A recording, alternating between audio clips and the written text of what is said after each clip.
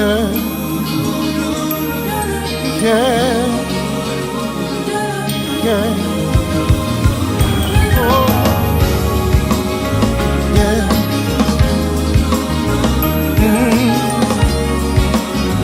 Yeah. Born and dead, saved by love.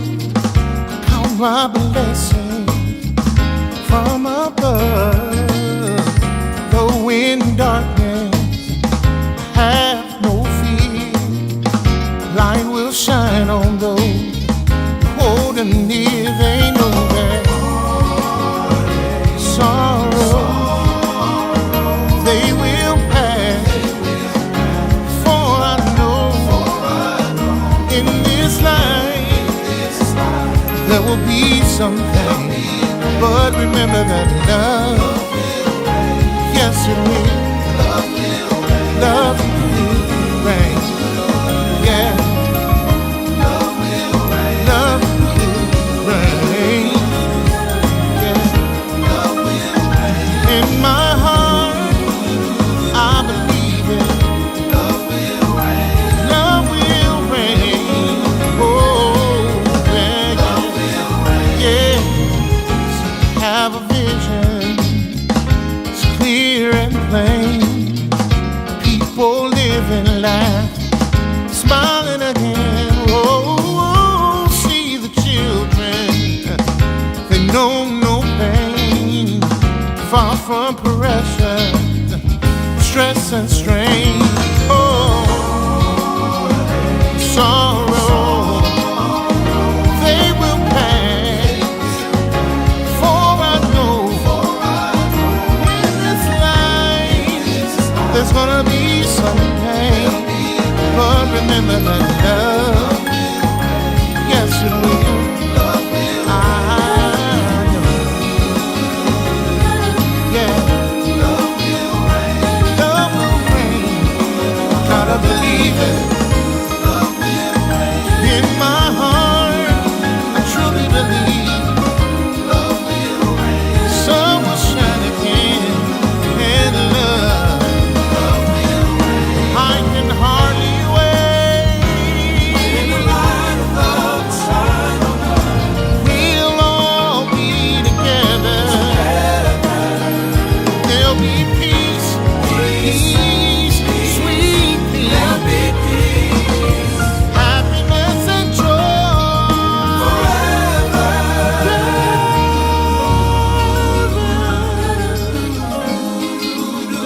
Oh, yeah. One day, someday, pain will be over and love will reign.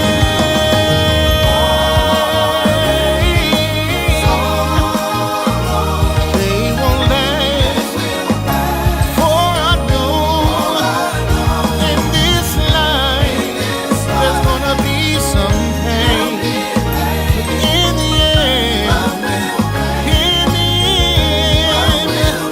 love will reign.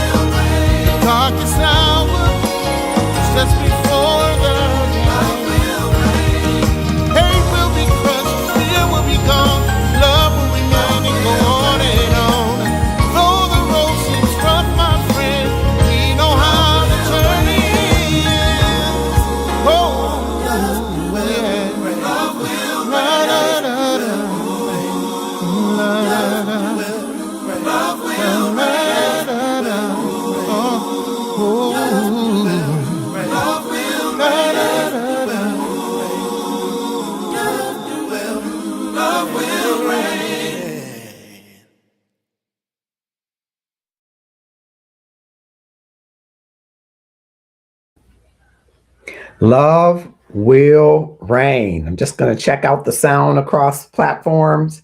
I'm Marcus Holmes. I am excited to be here. And whether you're watching on TikTok or Instagram or YouTube events or Twitch TV or on Facebook, the Marcus R. Holmes page, or the Love and Stuff community page from which we emanate, I'm excited to have you here. And I hope that you will click share. Tag 5 of your closest friends, followers, subscribers, or connections, 5 of the more popular ones to join in tonight's discussion as we have a pre Father's Day discussion.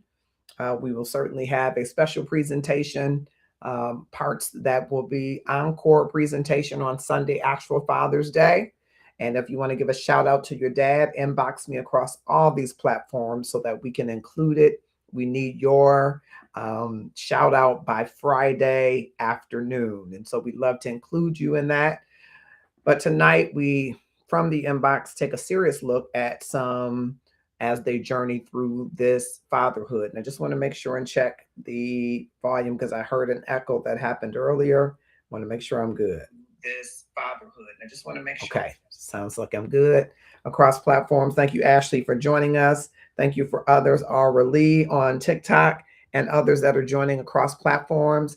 I hope that you will take a moment and click share and tag someone to join us. I see that the topic has generated across some of the platforms, so I will read it to take us into tonight's platform. I want to make sure that you understand in this, am I becoming my father? This is not a bash fathers conversation. We've heard plenty of those, right? We really want to know if a father can break a family pattern after he has already repeated part of it. It's not a bash fathers conversation. It's about love, accountability, legacy, repair, and conversations about manhood. And so, ladies, we want you to tag your significant others, fathers, friends, uncles to join in the conversation. We're going from the inbox and we are maintaining the anonymity this evening. So I want to say good evening to you across all platforms. And again, welcome to Love and Stuff, where we talk about upping our love game through our love for God, through our love for self, and our love for others. And in tonight's Father's Day edition, part 1, because Father's Day, we will certainly have a presentation on Father's Day. I want to make sure we're clear up front. This is not an opportunity or a space to drag fathers. This is about telling the truth so that love has something with which to work. And this anonymous inbox comes from a father who is afraid he is becoming the man he promised himself he would never become. His own father had 5 children by 3 women. And he has now had an affair that has resulted in a son, and he is trying to repair his marriage while also being present for the children. From the inbox, Marcus, I need help thinking through something I'm ashamed to even say aloud or out loud.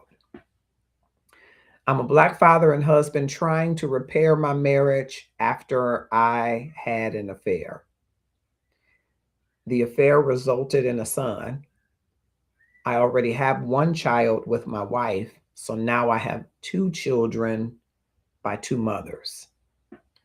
What scares me is that my own father had 5 children by 3 women, and I promised myself I would never become him. But now I look at my life and I feel like I already repeated part of that pattern. I love my wife. I love my children. I want to be present, honest, and better than what I saw growing up. But sometimes I wonder if I am repairing my marriage because I truly want to change or because I am afraid of the shame of becoming my father. How does a man take accountability without drowning in shame? How does he rebuild trust with his wife while also being a good father to the child born outside the marriage? And how does he prove over time that the pattern stops with him? So the question tonight is not, did he mess up? He's admitting that he did. The deeper question is, what does real repair require when your mistake touches your spouse, your children, your family history, and your future? I want to say at the outset that after having some inbox dialogue, I connected him with some resources. I believe individual counseling is good as well as couples counseling. They are part of a church, but he would prefer not to have the pastor to do the counseling for reasons that I wouldn't go into here.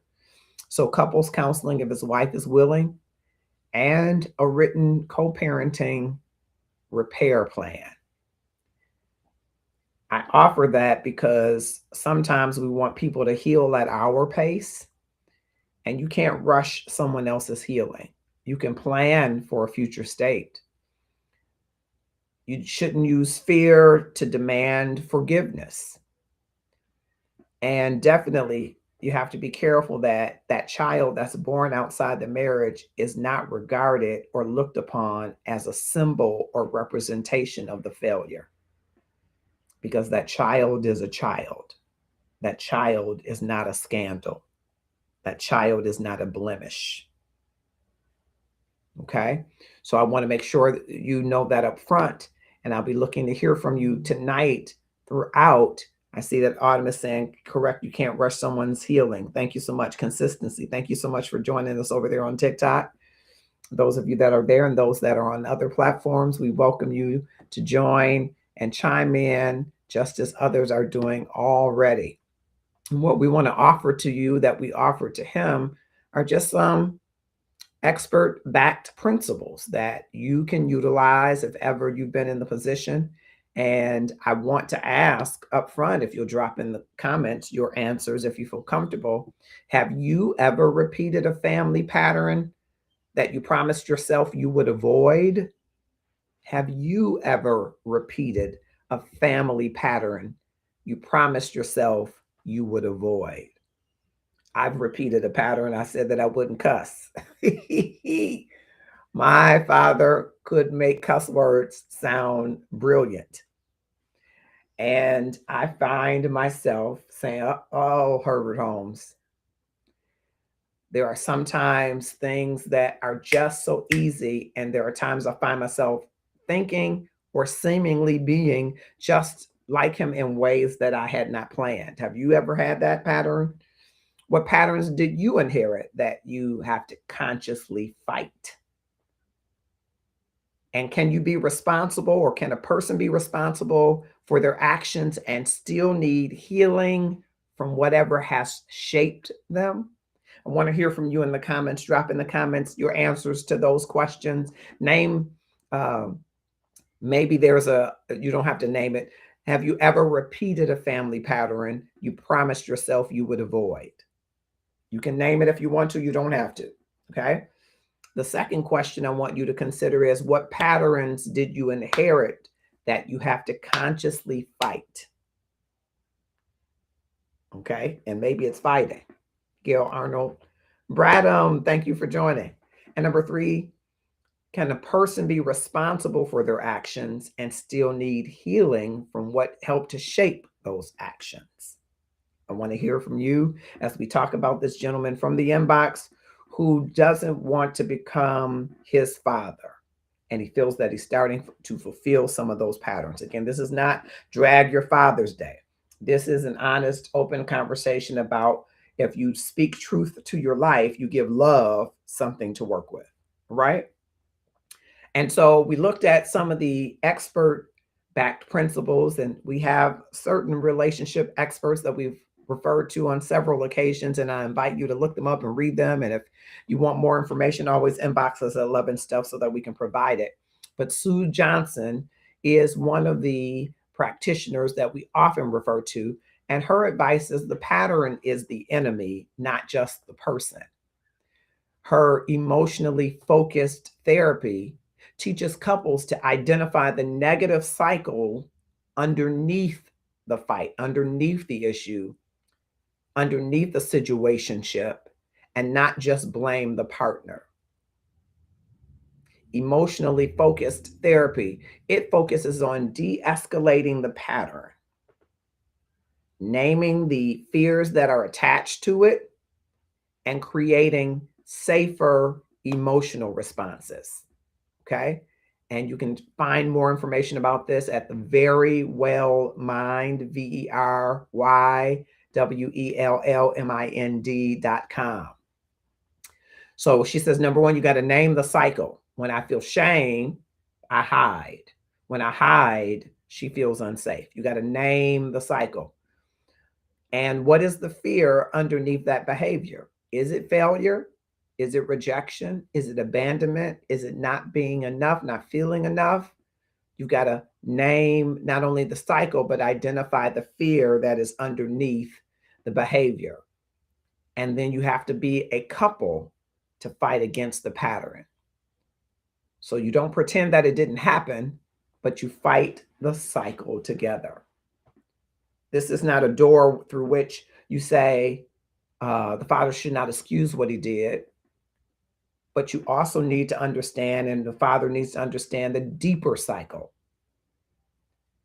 If shame makes you hide what you do, hiding will make the person who you are committed to being with feel unsafe, because most times you're not hiding well.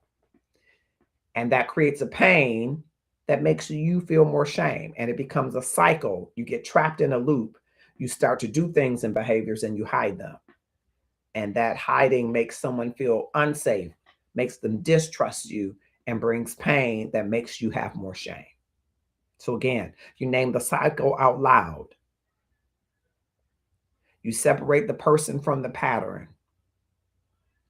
You're responsible for your choices, but you're committing to understand the cycle beneath them. And then you create a new response. When shame arises, tell the truth sooner instead of disappearing emotionally. I'm going to check into these comments I see on TikTok. Thank you so much. A pattern that I said I would not do is drinking, but I learned it's okay to do in moderation. Okay. Drinking does not have to become an addiction. Very proud to hear that. Very proud of you. Thank you so much for sharing that. Okay. Number two, we're talking from the inbox of a gentleman who feels that he is fulfilling the pattern of his father, which he promised himself he would never do. Repair requires accountability, not just remorse. Okay, and most platforms I'm seeing that is posted, but there are a couple of places, Instagram and TikTok, where I've read the topic to. Kamau has joined us. Kamau and Felix Sports Talk. Thank you both for joining.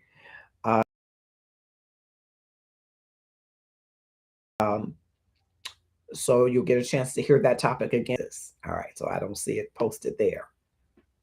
So I'm going to do that very quickly right now for those of you that cannot see the topic, maybe didn't hear it. The inbox writer says, Marcus, I need help thinking through something I'm ashamed to even say out loud. I'm a Black father and husband trying to repair my marriage after I have had an affair. The affair resulted in a son. I already had one child with my wife, so now I have two children by two mothers. What scares me is that my own father had 5 children by 3 women, and I promised myself I would never become him. But now I look at my life and I feel like I already repeated part of the pattern. I love my wife. I love my children. I want to be present, honest, and better than what I saw growing up. But sometimes I wonder if I am repairing my marriage because I truly want to change, or because I am afraid of the shame of becoming my father. How does a man take accountability without drowning in shame?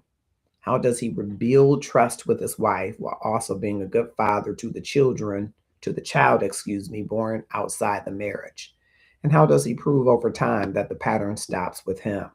We've already shared from Dr. Sue Johnson's uh, emotionally focused therapy that the pattern is the enemy, not just the person. And there are three things you have to do: name the cycle out loud, separate the person from the pattern, and create a new response. Number two, repair requires accountability, not just remorse. Esther Perel's work on infidelity frames affairs as deeply traumatic because they threaten emotional security. But she also states that couples can use the crisis to understand loss, longing, betrayal, and rebuilding. This is from Esther Perel's Rethinking Infidelity. She says the person who betrayed must answer hard questions without defensiveness. Transparency must become a practice, not a punishment. The couple should not aim to go back to normal. They need to build a new relationship with new agreements. Remorse, she says, I feel bad. But accountability says, I understand what I damaged and I am willing to rebuild trust without rushing you. A person can cry and still not change. Repair requires evidence over time. And here are the how to's. Tell the whole truth without making your spouse drag it out of you piece by piece. This, my friend, takes courage because oftentimes we don't want to tell the whole truth because we know that that might incriminate us or cause huge damage to the relationship, but it's already damaged. Number two, answer hard questions without defensiveness, minimizing or blaming the marriage. No gaslighting, no deflecting. And number three, create trust building agreements. Transparency, counseling, co parenting clarity, financial responsibility, and emotional availability. Some questions I want to ask you about this are: can a marriage survive betrayal if the person who betrayed is still defensive? I want to hear from you. Can a marriage survive betrayal if the person who betrayed is still defensive? The second question is: how long should someone be expected to show changed behavior before trust can return? How long? How long should someone be expected to show changed behavior before trust can return? And three, what is the difference between an apology and accountability? Is there a difference? I want to hear from you. And as you are thinking on that, and thank you for joining us across platforms, I want to take just a moment and shout out one of our sponsors, Christina, the money coach. She has been an amazing partner and she's helped people in an amazing way. Welcome to Powerful Money Tools LLC. At Powerful Money Tools, we are here to prepare for your future. We want to talk about financial freedom. Financial freedom is budgeting, credit building, and also financial education. So once again, welcome to Powerful Money Tools LLC. We can't wait to help you in your financial future. We can't wait to help you in your financial future. That is Christina Smith. She is also the money coach, and she is across all platforms, Christina, the money coach. And she has helped many people in the Love and Stuff community get their financial footing, from budgeting, from saving, from investing, from smart tips, tools, and tricks to make your money stretch and to make your money work for you. If you are in need of rebuilding your financial footing, you want to get your financial house in order, Christina, the Money Coach, is who we want to recommend to you. And thank you, Christina, for your partnership and being a value part of our Love and Stuff community.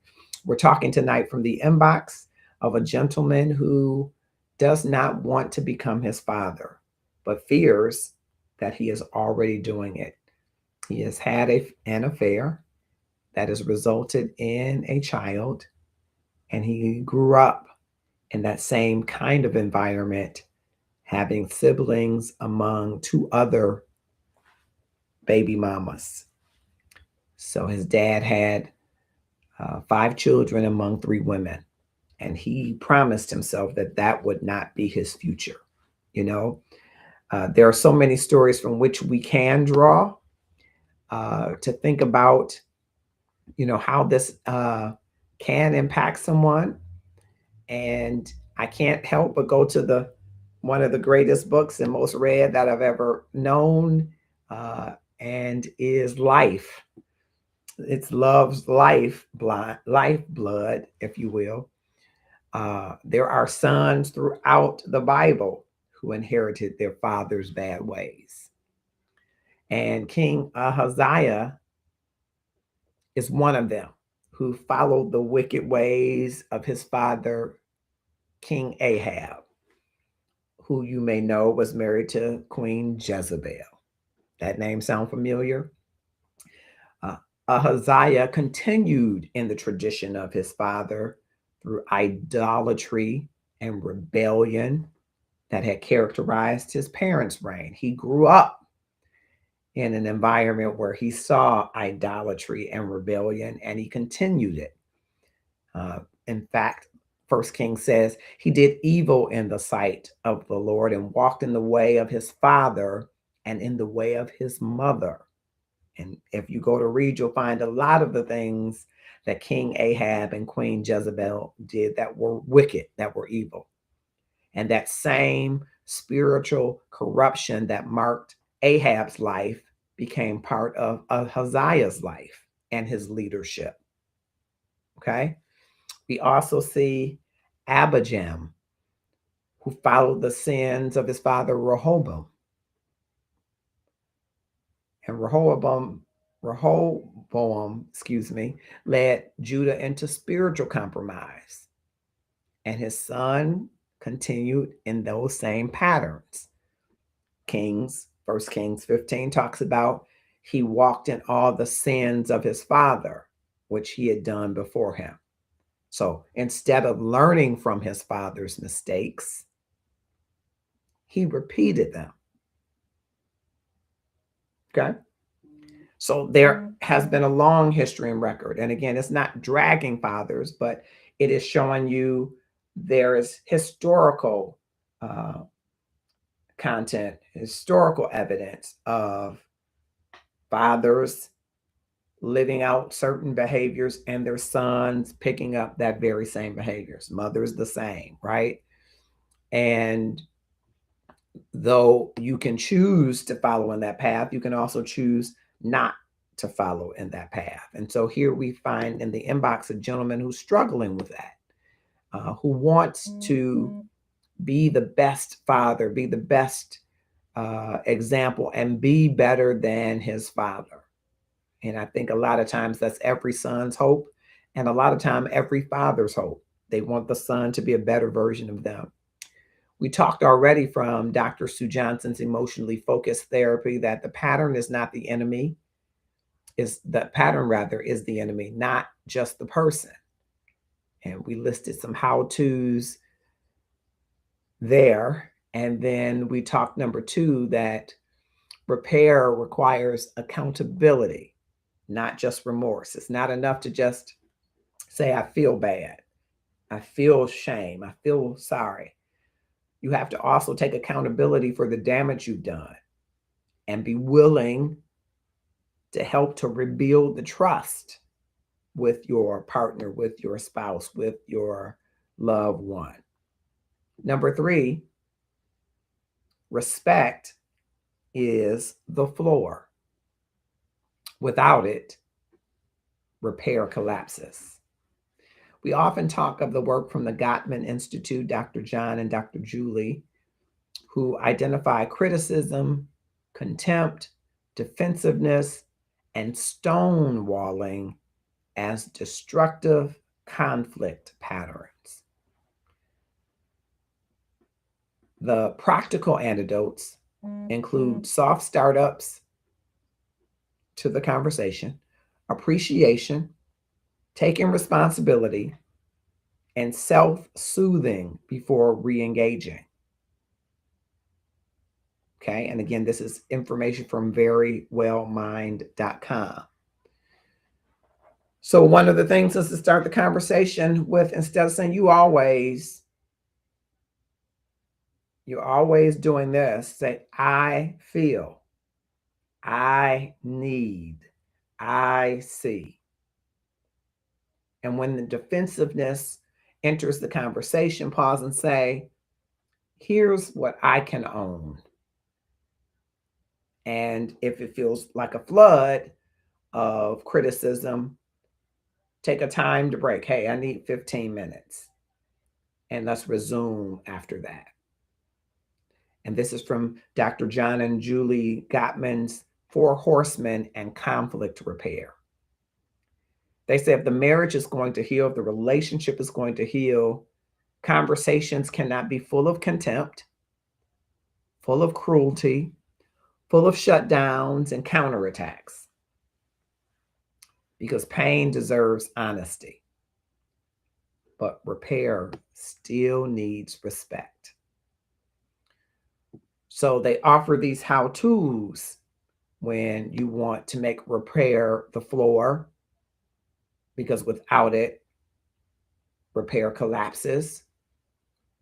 Number 1, replace attacks with specific requests, like, I need consistency, instead of, you never ever really cared about this family. You just do whatever the heck you want to do without boundaries. Replace the attack with a specific request. Number 2, take responsibility for your part before explaining your pain. You always hurt me. You always demasculate me. You emasculate me. No, I know I broke the trust, and I want to answer you honestly. Take responsibility for your part before you explain how hurt you are, how broken you are, how angry you are. Take responsibility for your part. Dr. Gottman goes on to say, use timeouts when flooded. Hey, I'm overwhelmed by this. I'm not leaving the conversation, but we just need to come back to it in 30 minutes. I want to ask you, is silence always peace? Or can silence be another form of avoidance? Do you use silence for avoidance? For you, what does respectful conflict look like in real life? And how many couples have you seen stay together who keep wounding each other with how they talk to each other? I want to hear your answers to those questions. Drop them in the comments. And as you're doing that, we just want to shout out another one of our great partners, DetroitCouture.com. We want you to make sure that you go and check out their stuff. Hi, my name is June Rochelle, and I own Detroit Couture. We are a fashion-forward women's boutique, and we offer friendly sizes from small all the way up to 3X women's sizes, very generously fit, very great quality. I actually have on one of our pieces today. It's called the Cuffed Up. It's in gray, burgundy, and black and olive, and it actually has a lot of stretch and give. So listen, in this time, we try to make sure that, first of all, it's quality and customer service that we offer. our clients. And I'm so glad to have this opportunity to share with you. So go and visit us at DetroitCouture.com. Go and visit June Rochelle Eaton at DetroitCouture.com. Listen, she has amazing pieces. She's an amazing entrepreneur, and you don't want to miss out on great stuff that she has. All right. We're talking from the inbox with a gentleman who does not want to become just like his father. And we believe it's an important conversation to make decisions about your future. We talked earlier about some fathers um, fathers in the Bible whose sons who inherited their father's bad ways. That the king of Ahab and Queen Jezebel had a son, Ahaziah, who continued in the idolatry and rebellion of his father. We talked about Abijah, who followed the sins of his father Rehoboam, who led Judah into spiritual compromise, and his son continued in those same patterns. In fact, the Bible says he walked in all the sins of his fathers, which he had done before him. Instead of learning from his father's mistakes, he repeated them. But on the other side, there are sons in the Bible who chose a different path than their fathers. You may have heard of King Hezekiah, pretty famous for the short amount that we really know about him. He chose righteousness despite the wickedness of his father Ahaz, who was one of Judah's most evil kings. He promoted idolatry and even sacrificing his children. Yet Hezekiah became one of Judah's greatest reformers. The Bible says about Hezekiah, he trusted in the Lord God of Israel. He reopened the temple, restored worship, and led the nation back to God. And then there was King Josiah, who chose godliness despite the wicked examples of his father Amon and grandfather Manasseh. Amon was an evil king, yet Josiah became one of the most faithful kings in Scripture. 2 Kings 22 says he did what was right in the sight of the Lord and walked in all the ways of his father David. Notice that Scripture doesn't say he followed his biological father, Amon. It says he followed David's example instead. So we see that bad patterns can be passed down and accepted. But a person's destiny is not determined by their family history. So you may inherit your father's tendencies, but you don't have to inherit his destiny. You may inherit your father's tendencies, but you don't have to inherit your father's destiny. All right. Want to hear from you in the comments as we go to point number 3 and moving along. That was point number 3, excuse me. Respect the floor. Respect is the floor, is the point. And without it, repair collapses. This is from Dr. Julie and John Gottman from the Gottman Institute. And I don't know if you dropped any answers to our questions. I'll just repeat them one more time. Is silence always peace? Or can peace be another form of avoidance? Question 2, what does respectful conflict look like in real life? And number 3, have you seen couples stay together, but they keep wounding each other with how they talk? Probably hard to do, right? Number 4, listening has to become structured enough to feel safe. And this is advice from Harville Hendricks and Helen LaKelly Hunt's, their Imago approach, which uses mirroring, validation, and empathy to reduce reactivity and help couples to hear each other. Their core work is associated with getting the love you want and the Imago dialogue. It includes mirror what I hear you saying, Validate, that makes sense because, and empathize, I imagine that made you feel. See, when trust is broken, they say normal conversation may not be safe enough. This I love because I think sometimes people think if we can just talk like we used to talk, everything will be okay. But for the person who feels betrayed, normal conversation isn't safe enough.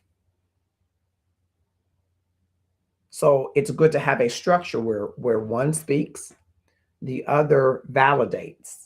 Where one speaks, the other mirrors. And when one speaks, the other emphasizes without defending or waiting to respond. It's what I hear you saying is that this hurt you. Not what I hear you saying is that this hurt you, but I don't know why that did.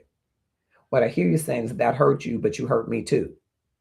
No, mirroring is just repeating what they're saying. What I hear you saying to me is that my infidelity destroyed your trust in me.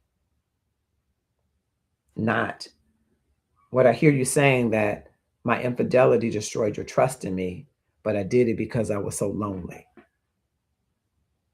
No, the mirror is not repeating the concern with correction. It's repeating the concern without it. Or validate. That makes sense because if that had happened to me, I would. That makes sense that you would not want to sleep in the bed with me after I have been unfaithful. Even if you disagree, you're acknowledging that their pain is real and it is understandable. You can comprehend it. Might not been your same path, but you understand it. And then third, you empathize. You have empathy. I can imagine that made you feel unsafe, embarrassed, betrayed, alone. I want to ask you, when you're hurt, do you want advice first or understanding first? When you're hurt, do you want advice first or understanding first? What changes when someone repeats back what they heard from you before responding to you? And thirdly, have you ever realized you were defending yourself before you truly listened? I want you to consider those questions, and I'd love for you to drop your responses in the comments. And I want to share again, we have so many amazing vendors, but I want to tell you a little bit about this 36 questions that lead to love, an experiment that we're going into 2.0 with. Can 36 questions make you fall in love? What if I told you two young psychologists discovered over 30 years ago that just 36 questions could create real closeness between complete strangers? And that the same questions might lead you to love or help you discover more about yourself than you ever imagined. This isn't a dating gimmick. It's an experiment that's been studied and repeated around the world. People walked in as strangers and walked out feeling deeply connected. Some even got married. But here's the twist. It's not just about romance. These questions open the door to vulnerability, honesty, and self-reflection. They help you see who you are, how you love, and what really matters to you in relationships. So whether you're looking for love or looking to learn more about yourself in the process, click the link, sign up, and let's walk through these 36 questions together. Who knows? Love might just be one question away. Who knows? Love might be just a moment, a second, a move away. And so I want you, if you're interested in joining us in 36 questions that lead to love, I want you to scan the QR code for 36 questions that lead to love right here. And give us your information, and we will include you in the experiment. Listen, 2 young college students met, fell in love, and synthesized the questions that they were asking. They turned it into one of their psychology experiments. They were both 2 young psychologists, and it went viral. They got a ton of data and evidence that people who went through these 36 questions built emotional paths to intimacy. And if you're looking for love, we want to help you down that journey with 36 Questions to Love 2.0. We've done this experiment in the Love and Stuff community. And if you watched it, you learned a lot. The people that participated learned a lot. And it was an amazing time. So I want you to consider 36 questions that lead to love. You ought to consider it. All right. We're going back to the inbox for this gentleman, and we're at our last point. But we ask you some questions. When you are hurt, do you want advice first from the person who hurt you, or understanding first? And what changes when someone repeats back what they heard from you before responding? Have you ever realized you were defending yourself before you truly listened? We're going to point number 5. And just to review, point number 1 is the pattern is the enemy, not just the person. So you have to name the cycle out loud, separate the person from the pattern, and create a new response. Tell the truth sooner instead of disappearing emotionally. Number 2, repair requires accountability, not just remorse. You do this by telling the whole truth without making your spouse drag it out of you piece by piece. Answer the hard questions without defensiveness, minimizing, or blaming the marriage. And 3, create trust-building agreements, transparency, counseling, co-parenting clarity, financial responsibility, and emotional availability. Number 3, respect is the floor. Without it, repair of the relationship collapses. You have to replace the attacks with specific requests. Take accountability for your part before you begin explaining your pain, and use timeouts whenever the conversation gets heated or you feel flooded. Number 4, listening has to become structured enough for the other person to feel safe. You do this by using a technique called mirroring, a technique called validating, and a technique called empathizing. And point number 5, you cannot heal a legacy.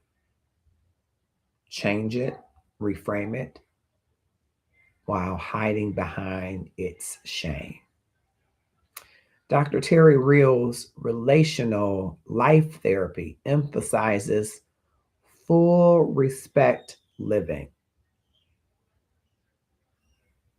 moving from individual defensiveness to relational responsibility, is what he says.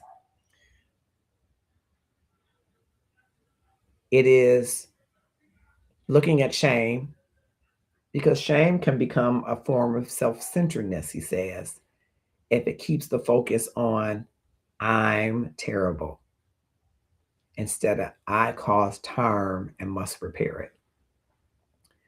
The work is not to drown in shame. The work is to become a trustworthy man, a trustworthy father, a trustworthy husband, a trustworthy friend.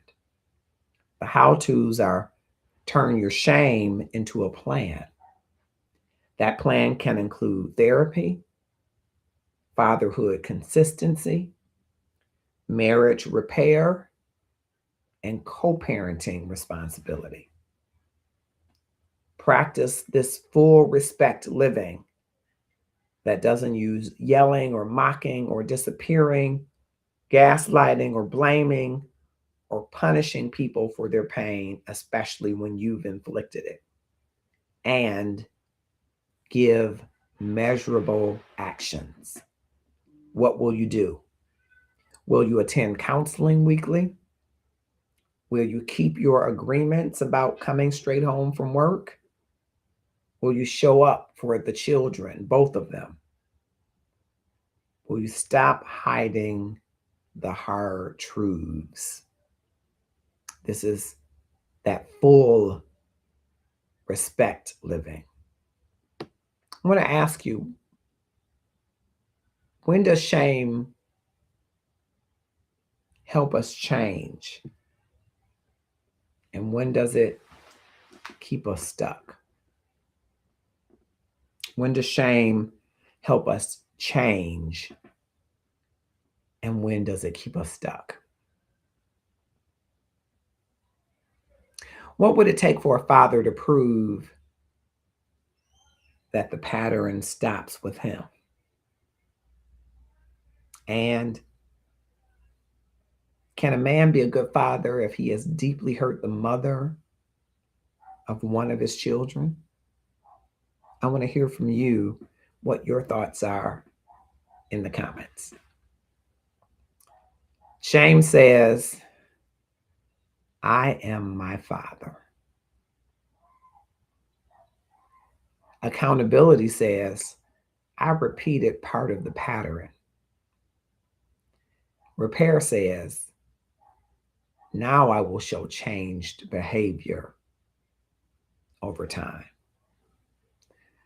I want you to keep the conversation going by inviting someone who is trying to break a family pattern. And if you need some support to do that, inbox us at the Love and Stuff community page so that we can connect you with therapists and counselors who can help you walk that journey. Tonight, I want to leave us here. Breaking a generational pattern is not proven by what we say after we are exposed. It's really proven by what we practice after we're exposed. And after cameras are off and the news has died down, or even sometime while the news is still circulating in the community, after the apology is made, after the tears dry, and after the people we hurt are still deciding whether they can trust us ever again. Love is not just a feeling. Love is repair. Love is responsibility. Love is changed behavior over time. And for this father, this dad in tonight's inbox, the question isn't whether he's doomed to become his father and whether or not you're doomed to become yours.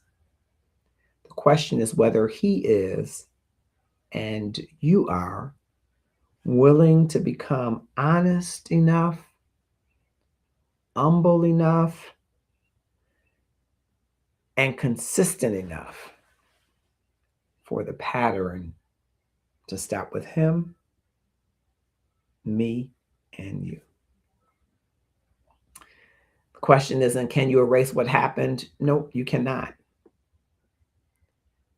But can you become consistent enough, honest enough, humble enough that your children, that his children inherit a different pattern than the one he received and the one he repeated? I'm hopeful that as we move toward Father's Day, that we don't stay stuck in the shame of those things about us that might be consistent with what we've seen in fathers.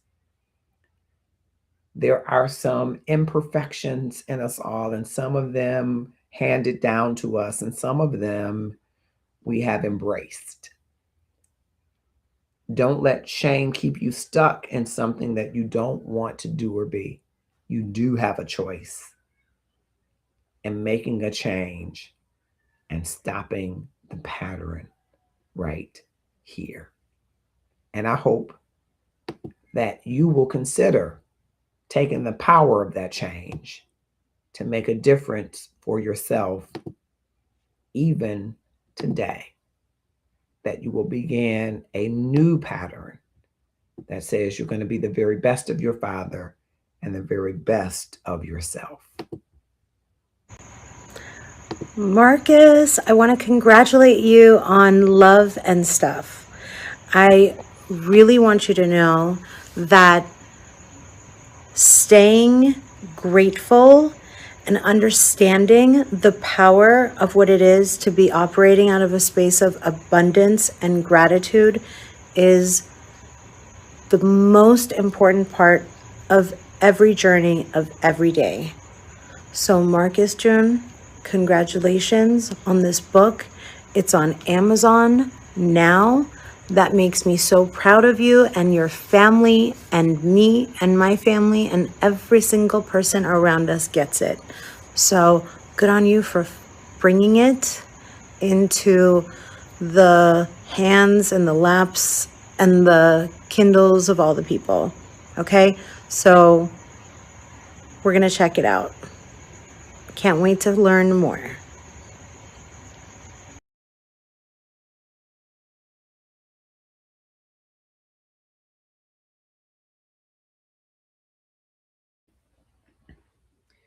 We're at 9:28 and we are approaching Prime Days, Amazon Prime Days.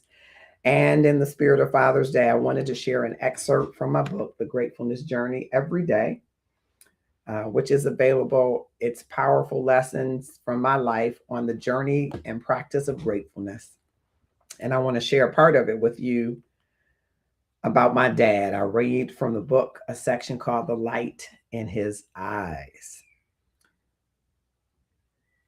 Being in the hospital Father's Day morning in 2008 brought with it an eerie congestion. The haze of the golden sun cleared my nostrils in preparation for the phone call I was now making. Hello? My father's southern drawl answered in his usual, "Who is this?" tone. "Daddy," I murmured. My daddy, Herbert Clark Holmes, was a soldier who served in the Korean War. He was honored as a prisoner of war, but the prison he lived in longest was the disillusioned world to which he returned after the war. His job at General Motors was not available, so he sometimes worked 2 jobs to provide for a family of 7. In my formative years, my mother worked part-time. I later learned that she would take a few years off after having a baby, then return to part-time or full-time work. My dad was a neat, clean, handsome, smart, and funny man, embittered by life and the church and the systemic racism he experienced. He wanted the best for his children and often told me that I was as smart as anybody in the world and that everybody put their pants on one leg at a time. "Damn," Daddy responded. He already knew what I was going to say. Daddy had a gift of discernment. He would say, "God told me before he showed you," or "Watch and see. I know you don't believe it, but I done already seen it." What he was saying in his own inimitable way was that God is never surprised. And if you pay attention, you won't often be either. Well, she's in a better place and position than you or I. That day, I saw the light go out of my dad's blue eyes. The absence of that light seemingly led him down a path to never see another Father's Day again. Less than 1 year later, in the peak of spring, his breathing was labored. He was in and out of consciousness. Daddy, I just want to thank you for every sacrifice that you ever made for me. I didn't understand back then, but I do now. I kissed him, my daddy, just like I had kissed him as a little boy, several times on the forehead. Sometimes when daddy came in from the day shift, Adrian, my sister, and I would be at the door waiting. We'd fight to see whom he would pick up first. As I grew older, he would pick Adrian up first. I would cry. "What's the matter?" he would shyly say. "Why do you always kiss her first?" I whined. "It's okay. You're still the baby, I see." He would tickle me, then explain that daddies always had to kiss their girls to make them know how special they were. But boys just knew. "Okay, I'll kiss you too this time. Po thing ain't gonna be worth a quota. He's so spoiled." I cried and told my older sister, Vanessa, "Daddy said I ain't gonna be worth a quota." "What's a quota?" Vanessa laughed and said, "No, silly, he meant quarter. He's saying you're too spoiled." Spoiled I was. And maybe all that love was required for the many events that would shape my adulthood experiences. Maybe the love of father, family, and friends was needed to create the first steps of a powerful journey that I would come to experience. I close with that section because we're handed choice, we're handed patterns, we're handed philosophies and principles. And it's up to you and I, as fathers, as husbands, as men, as grandfathers, as uncles, as women, as mothers.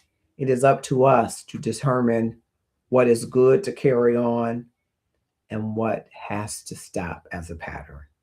I hope for every man, every father listening, every son that will become a father, that you will be empowered to know the choice truly is yours. And whether you're watching on Facebook, on the Marcus R. Holmes page, or any of the love groups attached, or the Love and Stuff community page from where we emanate, if you're on the Love and Stuff Passion Guy on Instagram or on TikTok, YouTube events, or Twitch, and you're a man wondering, can I be different? You are not alone in this journey and quest to be the very best representation of your father, past or present, of your father, present or absent. You have a choice. Choose wisely. Be good to yourself, my friends. And if this has resonated with you, keep the conversation going with someone who needs to know that he too has a choice. See you soon.